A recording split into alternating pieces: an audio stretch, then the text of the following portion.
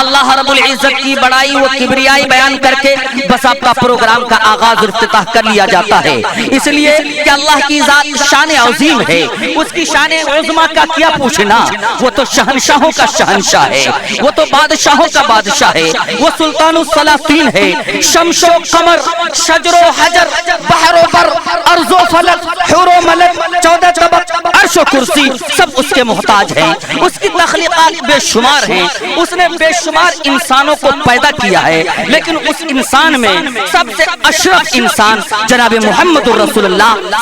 صلی اللہ علیہ وسلم کو بنایا، پھر اس ذات مقدس پر ایک متبرک اور باعظمت کتاب قرآن کریم کو نازل کیا، جس کا ایک ایک حرف صادق اور سچا ہے، ہمیں چڑھتے سورج کی طرح یقین ہے کہ قیامت آ سکتی ہے، سورج ٹوٹ سکتا ہے، دریا میں آگ لگ سکتی ہے، زمین پھٹ سکتی ہے، یہ ستارے ریزے ریزے ہو سکتے ہیں، لیکن خدا کی قسم قیامت تک قرآن کے ایک ایک حرف اور حرکات سکنات کے اندر چینجنگ نہیں آ سکتی، اس لیے کہ اللہ پاک قرآن پاک کے اندر کہتا فَأْتُوا بِسُورَةٍ مِّن مِّثْلِهِ وَادْعُوا شُهَدَاءَكُم مِّن دُونِ اللَّهِ إِن كُنتُمْ صَادِقِينَ۔ الحمدللہ 1500 سال پہلے سے لے کر آج تک اور آج سے لے کر قیامت تک جس انداز کے ساتھ، جس حرکات کے ساتھ، جس الفاظ کے ساتھ، جس سوز و گداز کے ساتھ حضرت جبرائیل علیہ السلام نے قرآن کریم کو لے کر جناب محمد رسول اللہ صلی اللہ علیہ وسلم کے ذات اقدس پر آئے تھے، الحمدللہ موجود ہے، اس لیے کہ اس کی حفاظت کی ذمہ داری اللہ رب العزت نے لی، اور قرآن میں فرمایا اِنَّا نَحْنُ نَزَّلْنَا الذِّكْرَ وَإِنَّا لَهُ لَحَافِظُونَ، ہم نے قرآن کو نازل کیا ہے اور ہم اس کی حفاظت کی ذمہ داری لیے ہیں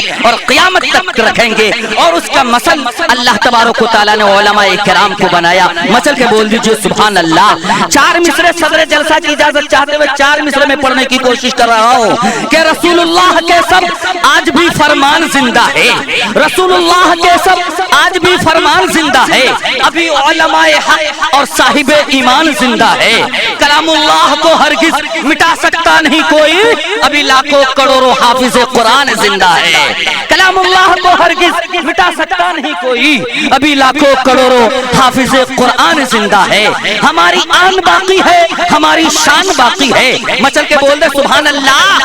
ہماری آن باقی ہے، ہماری شان باقی ہے، ہماری ساری دنیا میں الگ پہچان باقی ہے، اور مدارس کو حقارت سے نہ دیکھو دنیا والوں، مدارس کی بدولت آج ہندوستان باقی ہے، مدارس کو حقارت سے نہ دیکھو دنیا والوں، مدارس کی بدولت آج ہندوستان باقی ہے، یہ مدارس اسلامیہ اتحاد و امن کی تعلیم دیتے ہیں، اس لیے ہمیں اور آپ کو چاہیے کہ قرآن کے پیغام کو عام کرے، انگلش میں ٹرانسلیٹ کر کے، اردو میں کر کے، عربی میں کر کے، فارسی میں کر کے، اپنے ہندو بھائیوں کو، اپنے سنسکرت بھائیوں کو، جو جس زبان میں جانتا اور پہچانتا ہو اس زبان میں قرآن کریم کے پیغام کو عام کرنا چاہیے۔ 4 مصرے میں پڑھنے کی کوشش کر رہا ہوں، ایک مرتبہ لہک کے بول دے سبحان اللہ۔ بلالی رنگ ہے اپنا گلابی ہو نہیں سکتا، بلالی رنگ ہے اپنا گلابی ہو نہیں سکتا، کوئی بھی عالم و حافظ فسادی ہو نہیں سکتا، مدارس اتحاد و امن کی تعلیم دیتے ہیں، یہاں پیدا کبھی آتنکوادی ہو نہیں سکتا،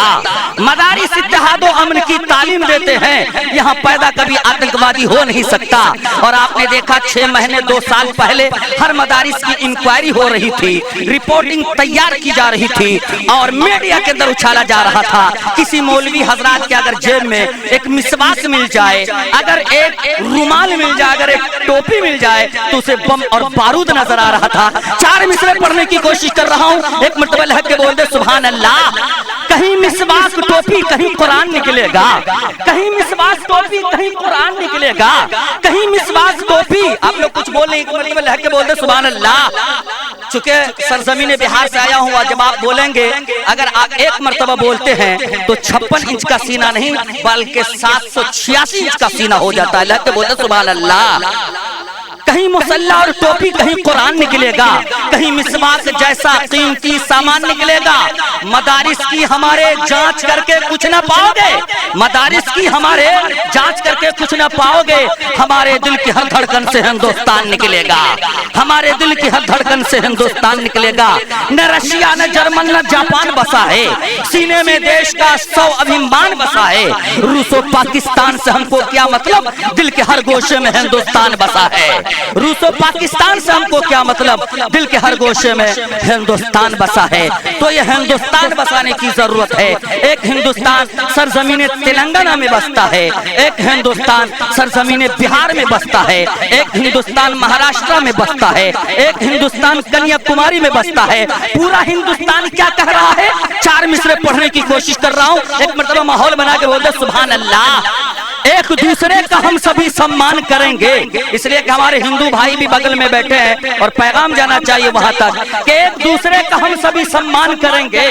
ایک دوسرے کا ہم سبھی سمان کریں گے، جھگڑا نہ کبھی ہندو مسلمان کریں گے۔ ایک دوسرے کا ہم سبھی سمان کریں گے، جھگڑا نہ کبھی ہندو مسلمان کریں گے۔ قرآن کا تم ادب کرو، گیتا کا کرے ہم، مشکل ہم دوسرے کی آسان کریں گے۔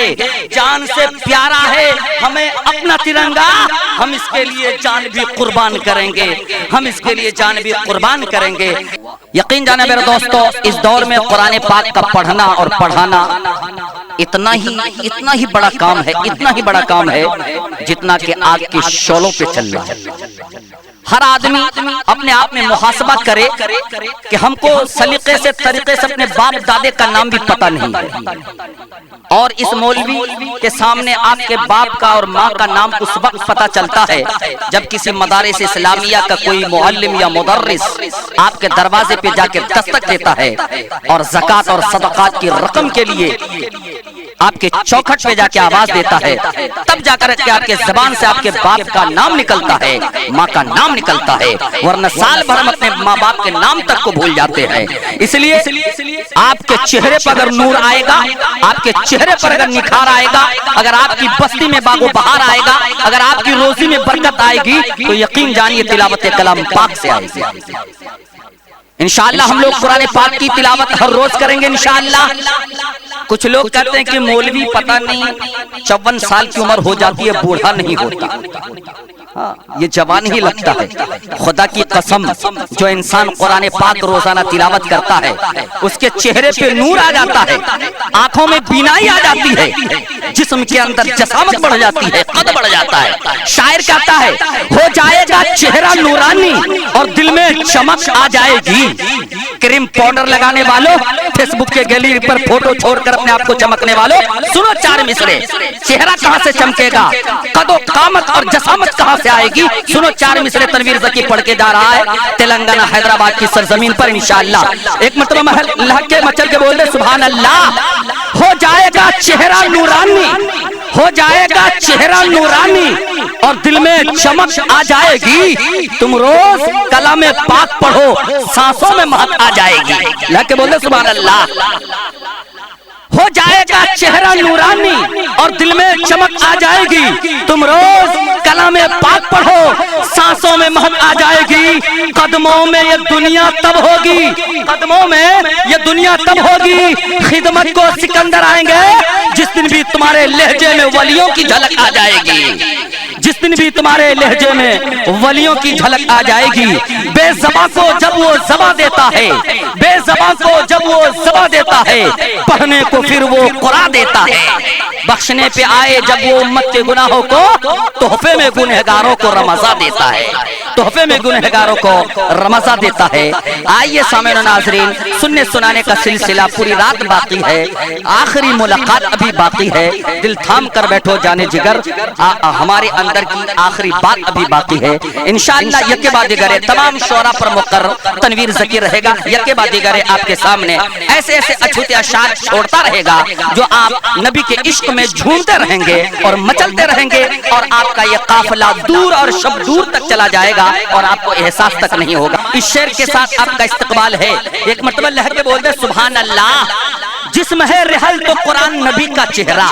जिस्म है रेहल तो कुरान नबी का चेहरा, रोज पढ़ता है मुसलमान नबी का चेहरा। अम्मा आयशा से किसी ने पूछा, अम्मा आयशा बताइए मेरे नबी कैसे थे? अम्मा आयशा ने कहा कि अगर तुमको अपने महबूब को देखना हो तो कुरान के आयत और पारे को तुम पढ़ के देख लो, तुमको हर आयत में जनाब मोहम्मद रसूलुल्लाह नजर आएगा। मचल के बोले सुभान अल्लाह। इस जाविये को नजर में छुपाइए, दिल के दरीचे में कैद कीजिए। 4 मिसरे सुनिए कि जिस्म है रेहल तो कुरान नबी का चेहरा, रोज पढ़ता है मुसलमान नबी का चेहरा। मेरा दिल मेरी जान है नबी का चेहरा, देख के ये कहते हैं उस्मान नबी का चेहरा, देख के ये कहते हैं उस्मान नबी का चेहरा। उसके दिल में था तबाही का इरादा, लेकिन उसके दिल में था तबाही का इरादा, लेकिन थम गया देख के तूफान नबी का चेहरा, थम गया देख के तूफान नबी का चेहरा।